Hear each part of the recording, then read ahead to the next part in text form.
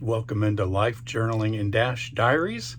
This week we're headed into one of the northernmost points of Washington State, Newport. We're also going to park and go into an area of Idaho called Sandpoint. We're going to visit with some old friends and see some of the sights.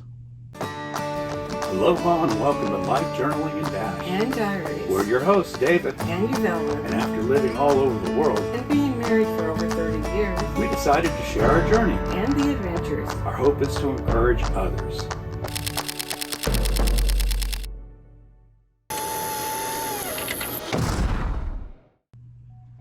We've only been on the roads of America's mainland for 2 weeks, but you can already see the changes in the landscape. It's just amazing. There's vast mountains and hills and valleys, lots of bodies of water, and every area seems to be different. From the ocean waters and the ports of Seattle and Tacoma to the dry lands of Moses Lake, Washington. Until now, we have not left the state, but this week we're going into Idaho.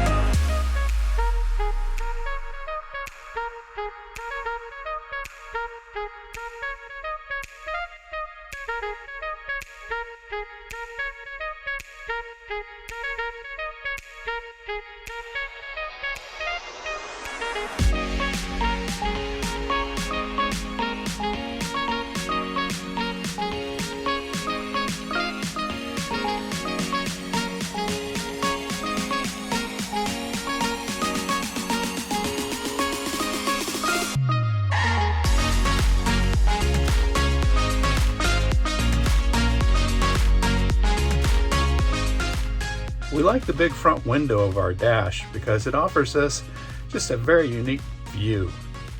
We cover vast distances between locations, and it's great to sit up high and to see the highways and byways of America's mainland. We're still isolated while traveling. We're basically self-contained with not just one, but 2 bathrooms on board. And also, as the temperature drops, well, we have a nice electric fireplace inside. Leaving Spokane, Washington, we heard the weather reports of pending snow and picked up a heated hose just to help us out along the way.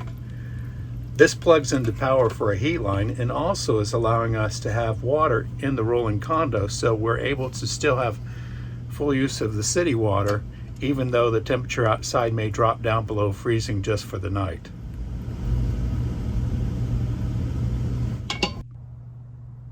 We stopped for gas along the way, but kept heading north until we finally reached a place called Old American Campground.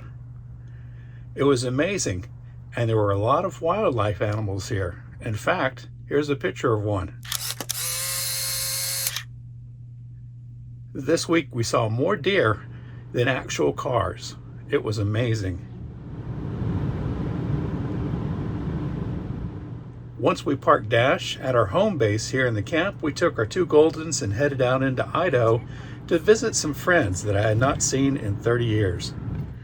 We visited the important places of Sandpoint, the important places such as the coffee shop and the antique shop as well. There were lots of mom and pop stores to check out along the way. The stores featured wonderful things of the past. I love seeing the antique store because it was kind of like walking through a museum. You see all these old things like, oh yeah, I remember those, or oh, my parents had one of those. Oh yeah, I haven't seen that in a long time. So it was really neat, not just to look for things we might need. And when you're in an RV, you can't carry too many things, but it was also seeing things of the past. It brought back a lot of memories.